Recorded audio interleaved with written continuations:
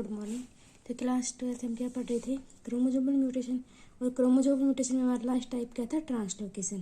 तो हमने ट्रांसलोकेशन कुछ पढ़ लिया था। ट्रांसलोकेशन क्या होगा, सबसे पहले ट्रांसलोकेशन किसके बीच में होगी, नॉन होमोलोगस क्रोमोसोम के बीच। नॉन होमोलोगस क्रोमोसोम कौन से होंगे, कि वे क्रोमोसोम जिनमें डिफरेंट टाइप के क्या होंगे, जीन्स प्रेजेंट होंगे। हमारे यहाँ पर क्या है, क्रोमोसोम है। इस क्रोमोसोम में कौन सी जीन प्रेजेंट है, A B C D E F G H, और ये जीन प्रेजेंट है। इसका दूसरा कैसा होगा, नॉन होमोलोगस, यानी कि डिफरेंट क्या होंगी, जीन प्रेजेंट होंगी। यहाँ पर कौन से प्रेजेंट, मान लो I J K L M N O P. तो दो नॉन होमोलोगस क्रोमोसोम्स के बीच क्या होगा, कुछ सेगमेंट्स क्या हो जाएंगे, ट्रांसलोकेट हो जाएंगे, यानी कि इसके इसमें जंप कर जाएंगे, इसके कुछ जीन इसमें क्या आ जाएंगे, जंप कर जाएंगे, यानी क्या हो जाएंगे, इंटरकन्वर्जिबल हो जाएंगे। तो हमारे पास क्या आएगा, अरेंजमेंट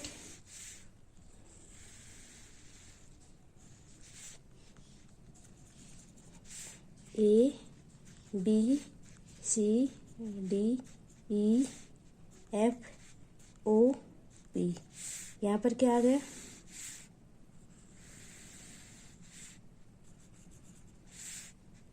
आई J K L M N G H. तो यहाँ पर सेगमेंट क्या हो गए, ट्रांसलोकेट हो गई, कि एक क्रोमोसोम के इस क्रोमोसोम में आ गए, दूसरे क्रोमोसोम के दूसरे क्रोमोसोम के अंदर आ गए। तो म्यूटेशन क्या होगी, ट्रांसलोकेशन, कि कुछ जीन्स क्या हो जाएंगे, जंप कर जाएंगे दूसरे नॉन होमोलोगस क्रोमोसोम के बीच। तो यहाँ तक तो हमारी क्या थी, क्रोमोसोमल म्यूटेशन। थर्ड टाइप की क्या थी हमारे पास, जीन म्यूटेशन। जीन म्यूटेशन के अंदर क्या होगा, कि जीन्स की अरेंजमेंट है, जीन के स्ट्रक्चर के अंदर क्या आ जाएगी, अल्ट्रेशन आ जाएगी। अल्ट्रेशन कैसे आएगी, कि जो न्यूक्लियोटाइड है, न्यूक्लियोटाइड ही किसका डिटरमाइन करेंगे, जीन्स का। और न्यूक्लियोटाइड कितने टाइप, न्यूक्लियोटाइड क्या होते हैं, नाइट्रोजनस बेस पेयर, किसके बने होंगे, नाइट्रोजन बेसिस के। और क्या होगा, न्यूक्लियोटाइड से पहले किस किस से मिलकर बना होता है, मैं 11th क्लास के अंदर ही पढ़ा था उसका, डीएनए के स्ट्रक्चर के अंदर, कि डीएनए क्या होता है, न्यूक्लियोटाइड्स का पॉलीमर। और न्यूक्लियोटाइड किससे बनते हैं, फॉस्फेट ग्रुप से, और राइबोज शुगर से। और राइबोज शुगर के ऊपर क्या अटैच होता है, नाइट्रोजनस बेस। इन तीनों से क्या बनेंगे, हमारे न्यूक्लियोटाइड बनेंगे। तो न्यूक्लियोटाइड के अरेंजमेंट में क्या आएगा, न्यूक्लियोटाइड नंबर में, टाइप में, सीक्वेंस में क्या आ जाएगा, कुछ चेंजेस आ जाएगा, जिसके कारण क्या होंगे, नए जीन्स प्रोड्यूस हो जाएंगे। तो नाइट्रोजन बेस कितने होते हैं हमारे पास, दो टाइप के होंगे, एक कौन सा, प्यूरिन, और दूसरा कौन सा, पायरिडीन। Purine pyridine. प्यूरिन का स्ट्रक्चर कैसा होता है, कि इसमें दो साइक्लिक क्या होंगी, रिंग प्रेजेंट होंगी। प्यूरिन में वन साइक्लिक रिंग प्रेजेंट होंगी। तो हमारे पास टोटल नाइट्रोजन बेस कितने होते हैं, 4 होते हैं। और 4 में 2 प्यूरिन, 2 क्या होंगी, पायरिमिडीन। तो प्यूरिन कौन से होंगे, एडिनिन, जिसको हम किससे डिनोट करते हैं, ए से। और दूसरा कौन सा होगा, ग्वानिन। ग्वानिन को किससे डिनोट करें हम, जी से। पायरिडीन कौन से होंगे, थाइमिन, जिसे हम किससे करेंगे, टी से। लेकिन किस में होगा, डीएनए में। लेकिन यदि आरएनए के रेफरेंस से बात करें जाए तो थाइमिन की जगह क्या आ जाएगा, यूरासिल। यूरासिल को किससे डिनोट करें हम, यू से। और साइटोसिन। तो एडेनिन ग्वानिन क्या होंगे, प्यूरिन, और थाइमिन साइटोसिन क्या होंगे, हमारे पायरिमिडीन। तो इनकी अरेंजमेंट में क्या आ गया, डिफरेंस आ गया। मान लो एक न्यूक्लियोटाइड, मान लो एक क्या है, डीएनए की एक चेन है, यहाँ पर क्या है, ए है, जी है, टी है, सी है। किसी कारण से इसमें क्या आ गया, कुछ डिफरेंस आ गया, सी की जगह क्या आ गया, टी की जगह क्या आ गया, सी आ गया, टी की जगह सी की जगह क्या आ गया, टी आ गया। तो ये मान लो कि यहाँ पर ये पहले किसको, एक अमीनो एसिड को कोड करा था, किसको, कोई भी लगा लो,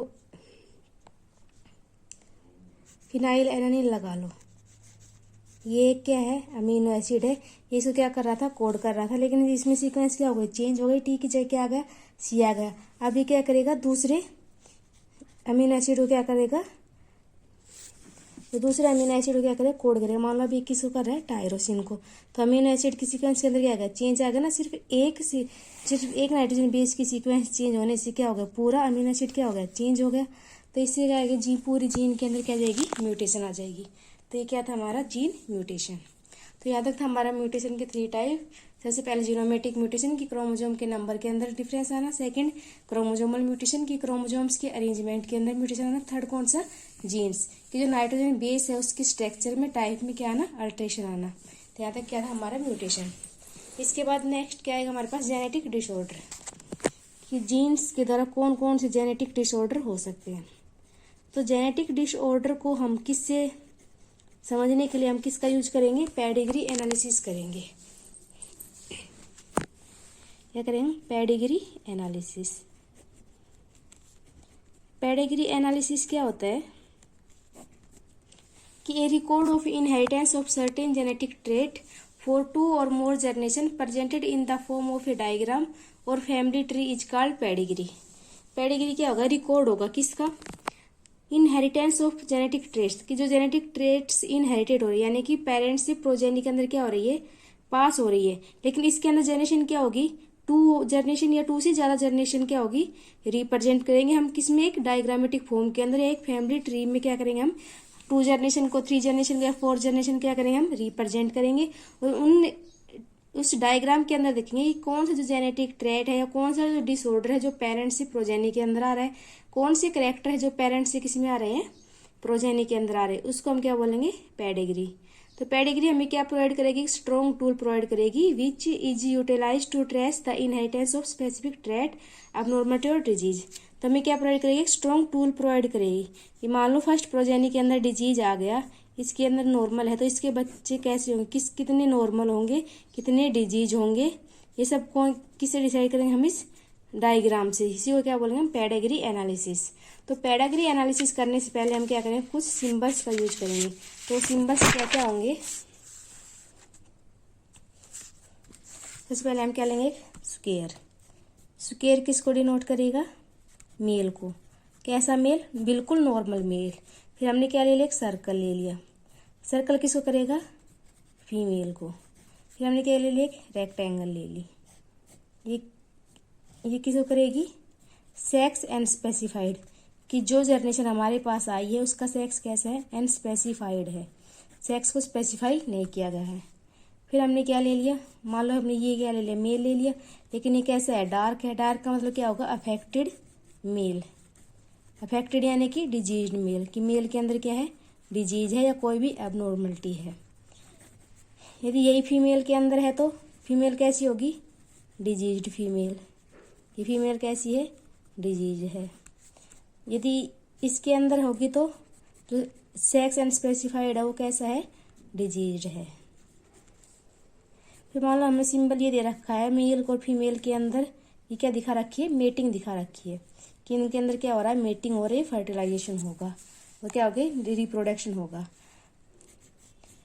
अब यदि यहाँ मेटिंग में डबल सिंबल दिखा दिया तो क्या होगा, मेटिंग बिटवीन रिलेटिव, कि जो रिलेटिव्स है, रिलेटिव्स के बीच में क्या है, मेटिंग है।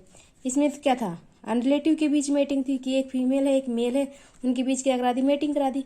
अब अगर डबल है तो मेटिंग किसके बीच होगी, रिलेटिव्स के बीच, की आपस में कैसे हैं, रिलेटिव हैं, ब्लड रिलेटेड है, और उनके अंदर क्या हो रही है, मेटिंग हो रही है। इसके बाद हालांकि में ये सिंबल दे रखा है,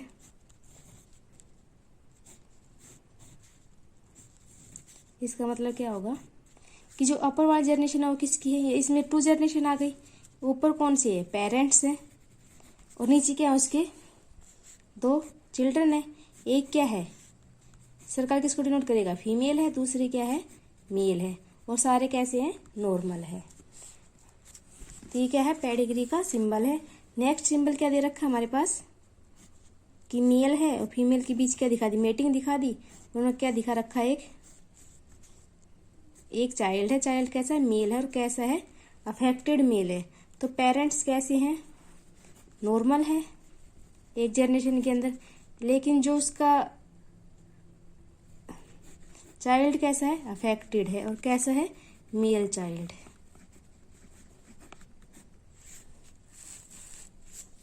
अगर ये दे रखा है, ये सिंबल दे रखा है, इसके बीच में 5 लिख रखा है, इसका मतलब क्या होगा 5 अनअफेक्टेड ऑफ स्प्रिंग, कि 5 स्प्रिंग कैसी है अनअफेक्टेड है और लेकिन कैसी है अनस्पेसिफाइड है। तो ये सिंबल है जिससे हम क्या करेंगे पेडागिरी को डिसाइड करेंगे कि किसके अंदर क्या है सिंबल है।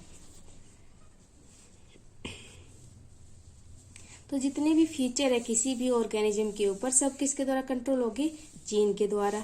किनके अंदर क्या होंगे जीन होंगे, और जीन कहाँ प्रेजेंट होंगे डीएनए के अंदर, और डीएनए कहाँ प्रेजेंट होगा क्रोमोजोम्स के अंदर, और क्रोमोजोम क्या होंगे इनहेरिटेड होंगे वन जनरेशन से दूसरी जनरेशन के अंदर। तो इनके अंदर क्या होगा इन जीन्स के अंदर क्या होगा कुछ डिसऑर्डर होगा जिसको हम क्या बोलेंगे जेनेटिक डिसऑर्डर, और यही जीन्स क्या होंगे नेक्स्ट प्रोजेनी के अंदर क्या होंगे ट्रांसफर होंगे, और ट्रांसफर होंगे तो क्या होगा नेक्स्ट जनरेशन के अंदर क्या आ जाएगा डिजीज आ जाएगा, इसको क्या बोलेंगे जेनेटिक डिसऑर्डर। इसको हम किससे डिफाइन करेंगे उससे पेडिग्री एनालिसिस से। उससे पहले हम जेनेटिक डिसऑर्डर के बारे में पढ़ेंगे। जेनेटिक डिसऑर्डर कितने टाइप के होंगे, जेनेटिक डिसऑर्डर कितने टाइप के होते हैं 2 टाइप के। एक कौन सा मेंडेलियन डिसऑर्डर, और दूसरा कौन सा होगा क्रोमोजोमल डिसऑर्डर, क्रोमोजोम्स के अंदर क्या आना डिसऑर्डर आना। और ये मेंडेलियन डिसऑर्डर, मेंडेलियन डिसऑर्डर क्या होगा अल्ट्रेशन और mutation in a single gene, कि सिंगल जीन के अंदर एक सिंगल जीन है उसके अंदर क्या आ गया म्यूटेशन आ गया, और म्यूटेशन से क्या हो गया पूरा फिनोटाइप चेंज हो गया। क्रोमोजोम के अंदर क्या आ गया म्यूटेशन आ गया, या तो कुछ क्रोमोजोम क्या हो गई लॉस हो गई, या कुछ क्या हो गई ऐड हो गई, या कुछ क्या हो गया उनका स्ट्रक्चर चेंज हो गया किसका क्रोमोजोम्स का। तो उसको क्या बोला हम क्रोमोजोमल डिसऑर्डर। मान लो ये एक क्रोमोजोम है, इस क्रोमोजोम के अंदर क्या गया कुछ चेंजमेंट आ गई, कुछ जीन्स के कुछ क्रोमोजोम क्या हो गए ऐड हो गई, और इसमें मेंडेलियन क्या होगा कि इस क्रोमोजोम के अंदर जो जीन्स थे उन जीन के अंदर क्या आ गया अल्ट्रेशन आ गया। तो उससे क्या होगा 2 टाइप के डिसऑर्डर होंगे। और मेंडेलियन डिसऑर्डर के अंदर कौन कौन से आएंगे डिसऑर्डर, एक तो सबसे पहले कौन सा है कलर ब्लाइंडनेस, उसके बाद हीमोफीलिया, उसके बाद सिकल सेल एनीमिया,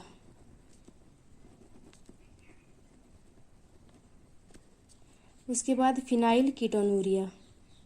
ये सारे डिजीज किसके कारण होंगे जीन के अंदर चेंजेज आने से। और कौन सा होगा थैलेसीमिया। ये सारे डिसऑर्डर है किसके कारण होते हैं कि जो ये सिंगल जीन है एक जीन के अंदर म्यूटेशन आने से। क्रोमोजोम में म्यूटेशन आने से कौन से होंगे सबसे पहले डाउन सिंड्रोम। डाउन सिंड्रोम में क्या होगा एक जीन एक्स्ट्रा ऐड हो जाएगा। उसके बाद क्लिनफिल्टर डिजीज सिंड्रोम,